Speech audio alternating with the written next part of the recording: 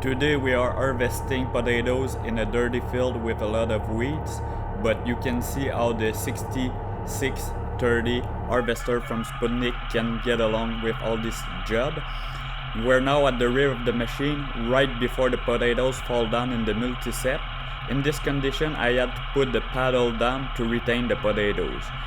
And in a few seconds, you're about to see how clean the potatoes get out of the machine right before loading inside the trailer.